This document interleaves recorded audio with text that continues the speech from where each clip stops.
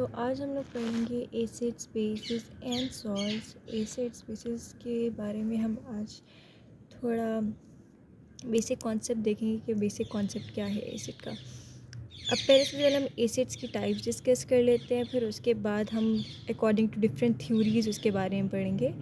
Acids के हमारे पास दो टाइप्स हैं, एक नेचुरल एसिड्स होते हैं और एक मिनरल एसिड्स होते हैं। नेचुरल एसिड्स को हम ऑर्गेनिक एसिड्स भी कहते हैं। जो नेचुरल एसिड्स होते हैं बहुत वीक एसिड्स होते हैं। ये हमें बात याद रखनी है कि जो नेचुरल एसिड्स हैं वो बहुत वीक एसिड्स हैं, जैसे कि फॉर्मिक एसिड हो गया, सिट्रिक एसिड हो गया, इस तरह के बहुत सारे, और टार्टरिक एसिड हो गया। ये हमारे पास नेचुरल एसिड होते हैं। जो मिनरल एसिड होते हैं बहुत स्ट्रॉन्ग होते हैं नेचुरल एसिड्स के मुकाबले में। फॉर एग्जांपल हमारे पास HClO4 हो गया, HNO3 हो गया, HCpO4 हो गया, और इसके अलावा भी बहुत सारे होते हैं। ठीक है, अब हमने एसिड्स के बारे में बेसिक तो पढ़ लिया, दो टाइप्स इसकी।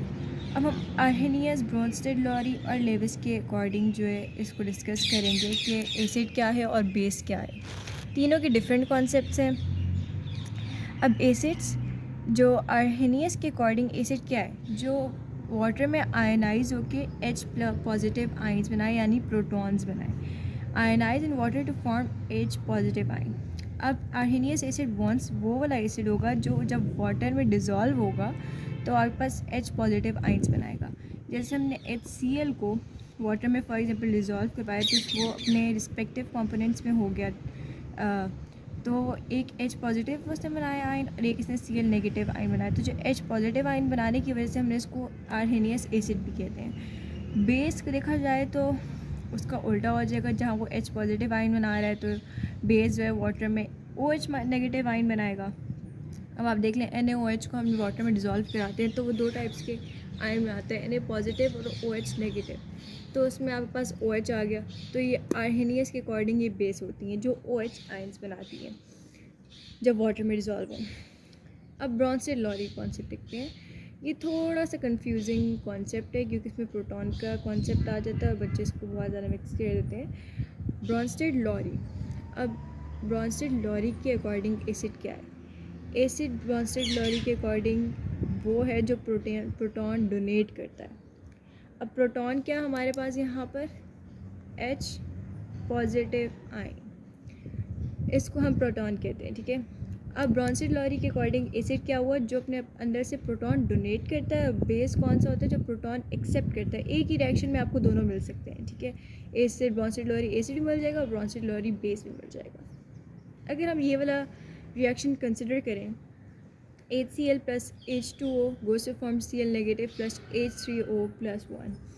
अब यहाँ पर देखा जाए तो HCl ने अपना प्रोटॉन यूज़ करके H2O को दे दिया, जो कि H3O बन गया। तो ये आपके पास हो गया HCl आपके पास, क्योंकि इसने प्रोटॉन डोनेट किया है तो ये आपके पास हो जाएगा एसिड। और जिसने प्रोटॉन एक्सेप्ट किया, जो वाटर था हमारे पास, तो वो हमारे पास बेस एक्ट कर सकता है। वाटर हमारे पास एम्फोटेरिक कंपाउंड होता है। एम्फोटेरिक कंपाउंड का क्या मतलब है? Water act as amphoteric compound, यानी ये एज बेस भी एक्ट कर सकता है और एज एसिड भी एक्ट करता है। अभी यहाँ पर इस केस में ये एज अ बेस एक्ट कर रहा है, लेकिन बहुत सी केसेस में आप लोगों को ये एसिड भी नज़र आएगा। तो फिर सबसे पहले आपने जो उसका रिस्पेक्टिव दूसरा वाला होता है उसको देख लेना, फिर उसके अकॉर्डिंग आपने H2O को डिसाइड करना है कि या तो हम उसको एसिड रखेंगे या तो हम उसको बेस रखेंगे। अब हम लेविस का कॉन्सेप्ट देखते हैं। लेविस का कॉन्सेप्ट हम 9, 10 फर्स्ट ईयर में पढ़ते हैं। उससे आगे जाके 7 कॉन्सेप्ट्स होते हैं जो कि अभी हम नहीं पढ़ रहे, तो लेविस ही हमारा मेन कॉन्सेप्ट है। अब लेविस के अकॉर्डिंग एसिड क्या होता है?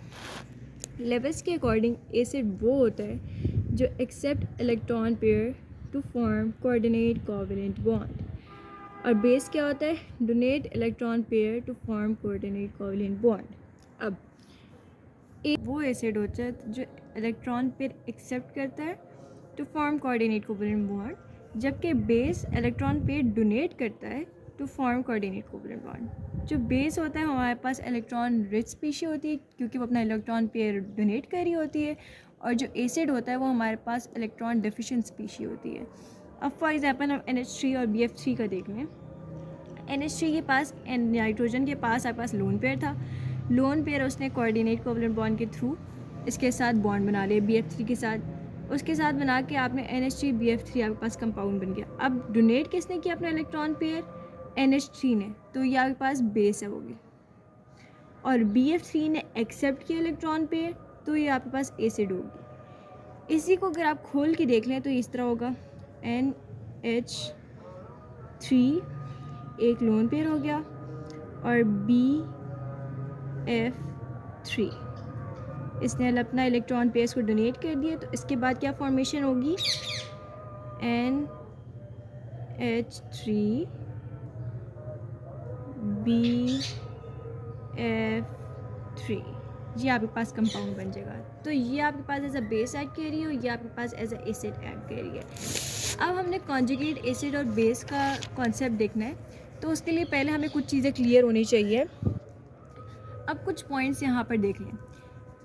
अब जब भी हम कॉन्जुगेट एसिड और बेस बना रहे होते हैं तो हम बहुत चीज़ों में कंफ्यूज हो जाते हैं, तो उसके लिए ये एक चार्ट शीट मैंने बनाई है। एसिड, अब एसिड क्या होता है? कंपाउंड हैविंग डोनेटेबल प्रोटॉन, या तो उसके पास डोनेटेबल प्रोटॉन हो जाए, ठीक है, डोनेटेबल प्रोटॉन का मतलब है H पॉजिटिव आयन हो गया, और बेस उसके पास डोनेटेबल OH हो जाए, ठीक है। अगर अपने अंदर से वो H पॉजिटिव आयन डोनेट कर रही होगी तो आप एसिड की कैटेगरी में लिख देंगे, और OH नेगेटिव आयन अगर डोनेट कर रही होगी तो आप उसको बेस की कैटेगरी में लिख देंगे। फिर अब दूसरी क्या कंडीशन हो सकती है एसिड होने की? कि कंपाउंड के ऊपर पॉजिटिव चार्ज हो, ठीक है। अब पॉजिटिव चार्ज उसका मतलब कि उसके पास इलेक्ट्रॉन्स की डेफिशिएंसी है, 2 इलेक्ट्रॉन्स की डेफिशिएंसी है हमेशा।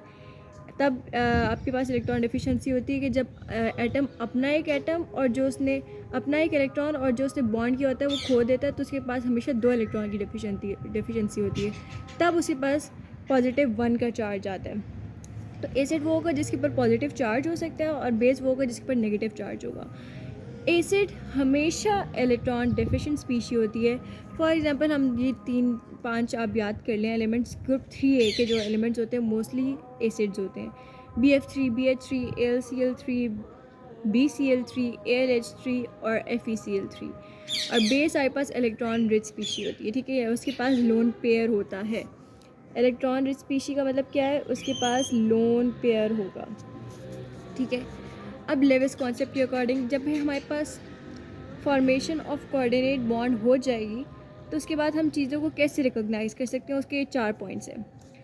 जो डोनर होगा ना, जिसने डोनेट किया होगा, वो बाद में न्यूट्रल हो जाएगा। जो डोनर होगा हमारे पास वो अगर न्यूट्रल होगा और after formation of covalent bond उसके ऊपर पॉजिटिव चार्ज आ जाएगा। अगर डोनर हमारे पास नेगेटिव होगा तो हमारे पास कोऑर्डिनेट कोवलेंट बॉन्ड बनाने के बाद वो न्यूट्रल हो जाएगा। और एक्सेप्टर अगर हमारे पास न्यूट्रल होगा तो कोवलेंट बॉन्ड बनाने के बाद नेगेटिव चार्ज आ जाएगा। और एक्सेप्टर अगर हमारे पास पॉजिटिव चार्ज होगा, क्योंकि हमने बात की ना, जो भी हमारे पास एसिड होता है वो हमेशा इलेक्ट्रॉन एक्सेप्टर होता है, क्योंकि उसके ऊपर पॉजिटिव चार्ज होता है, उसके पास इलेक्ट्रॉन डेफिशिएंसी होती है। जो बेस होती है वो हमारे पास हमेशा नेगेटिव चार्ज होती है, क्योंकि वो इलेक्ट्रॉन रिच स्पीशी होती है। तो डोनर जो अपने पास से डोनेट कर रहा है इलेक्ट्रॉन, वो अगर यानी बेस जो हमारे पास होगी अगर वो डोनर है, ठीक है, और अपना इलेक्ट्रॉन डोनेट कर रहा है, उससे पहले वो न्यूट्रल था, तो after formation of coordinate covalent bond उसके बाद पॉजिटिव चार्ज आ जाएगा। और डोनर जो अपना इलेक्ट्रॉन डोनेट कर रहा है वो नेगेटिव था पहले से ही, तो आफ्टर फॉर्मेशन ऑफ बॉन्ड वो न्यूट्रल हो जाएगा। और जो एक्सेप्टर होगा यानी जो एसिड होगा, जब वो एक्सेप्ट करेगा इलेक्ट्रॉन, अगर वो पहले न्यूट्रल था तो after formation of coordinate covalent bond उसके ऊपर नेगेटिव चार्ज आ जाएगा। और जो एक्सेप्टर था जिसने इलेक्ट्रॉन एक्सेप्ट करने थे वो पॉजिटिव चार्ज था, तो वो उसके बाद न्यूट्रल हो जाएगा, ठीक है।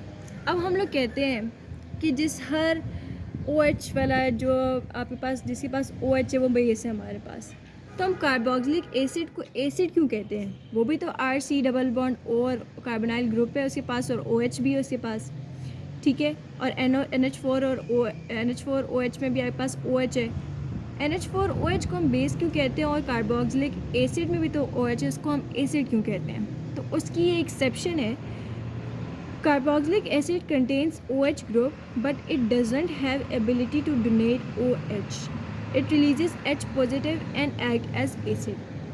अब जो हमारे पास बेस है NH4OH, ये हमारे पास OH ग्रुप अपना डोनेट कर देती है, लेकिन जो हमारे पास कार्बोक्सिलिक एसिड है ये अपना पूरा OH ग्रुप डोनेट नहीं करता. ये हमेशा सिर्फ अपना H ग्रुप, जो अपना इसका H पॉजिटिव होगा, वो अपना प्रोटॉन डोनेट कर देगा, एज एन एसिड एक्ट करेगा.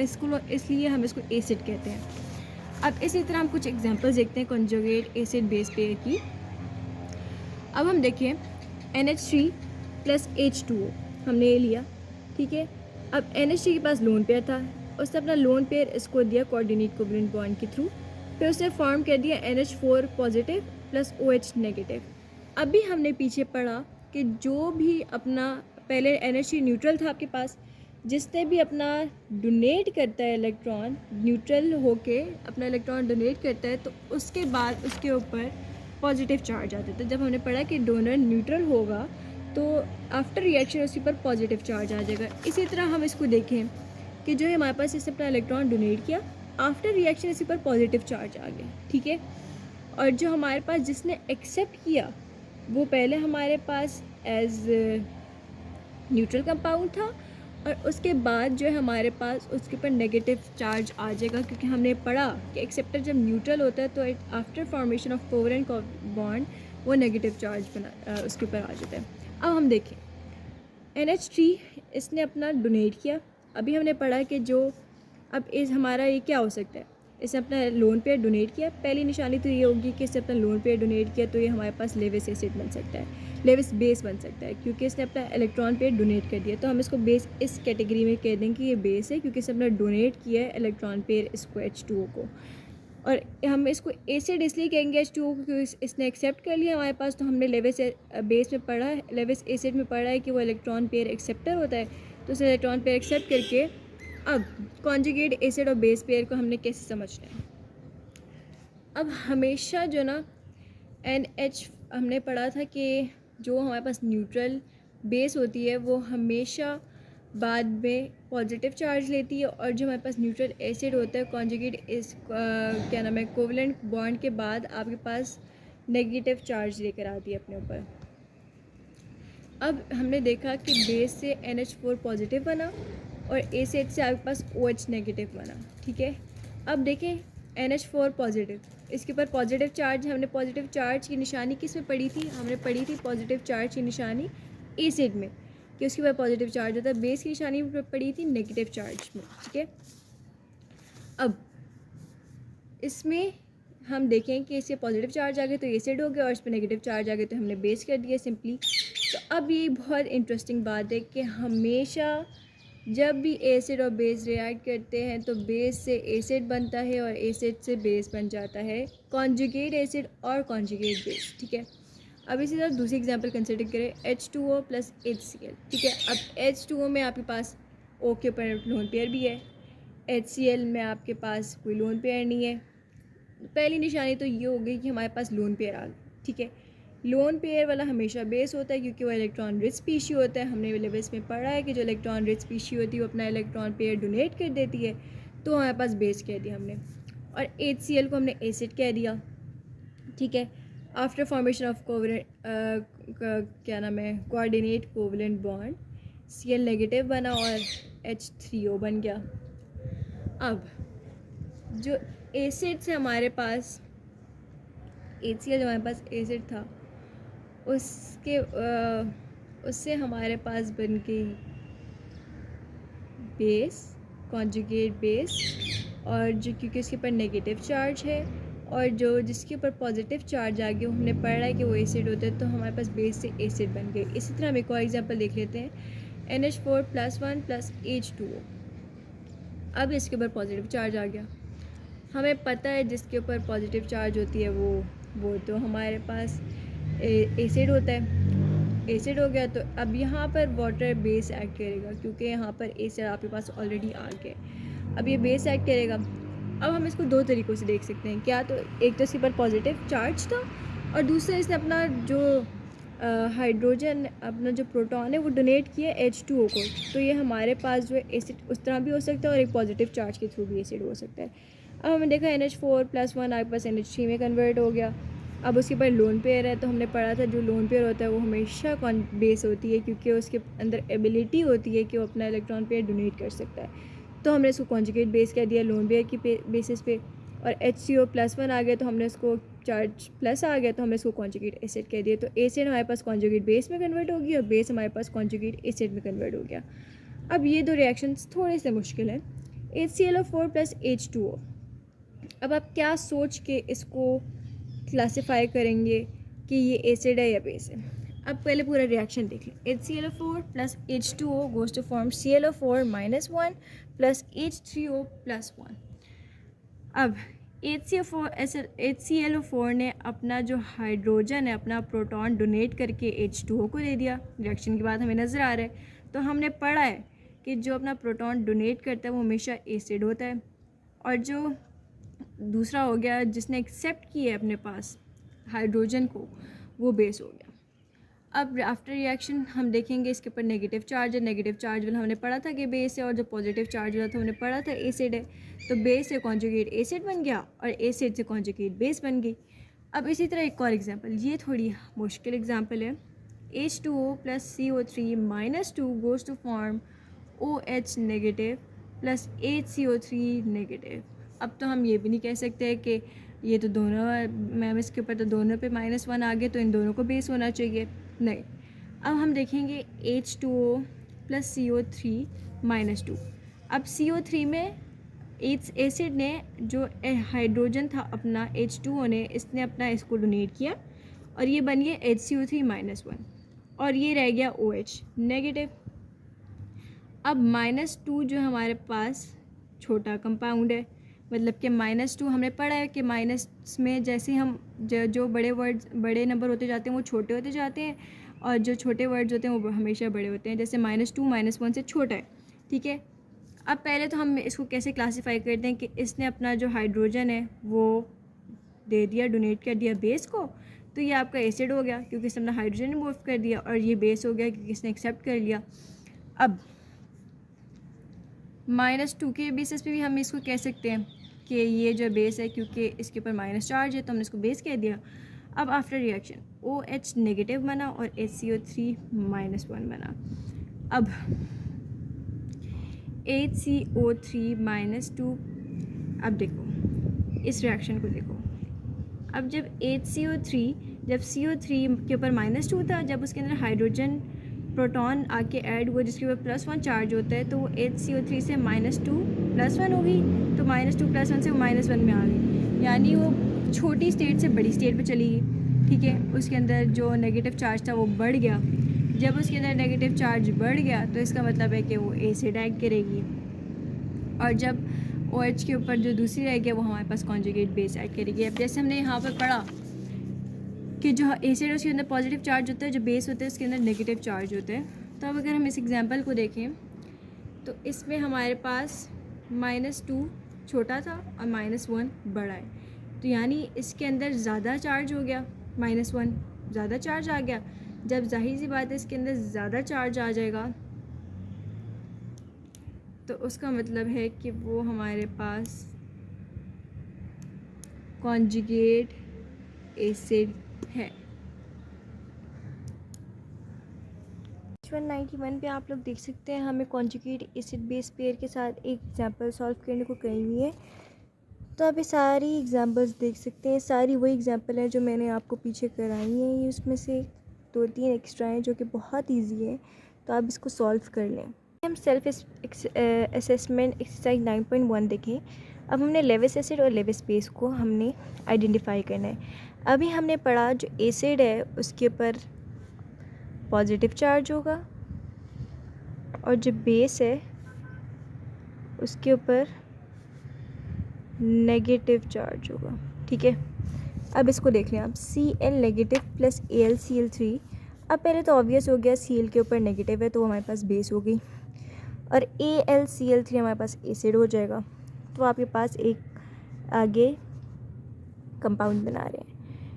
अब H positive plus OH negative goes to form H2O। अब ये हमारे पास न्यूट्रल कंपाउंड, इनको ना देखें आप, हमने रिएक्टेंट्स में से बताना होता है कि कौन सा एसिड है कौन सा बेस है। अब हमने पढ़ा था कि एसिड जो है उसके ऊपर पॉजिटिव चार्ज होता है, बेस जो होता है उसके ऊपर नेगेटिव चार्ज होता है। तो H पॉजिटिव उसके ऊपर पॉजिटिव चार्ज है तो वो एसिड हो गया, OH जिसके ऊपर नेगेटिव चार्ज है तो वो हमारे पास बेस हो गया। तो ये हमारे पास सर्फेस असेसमेंट एक्सरसाइज 9.1 थी।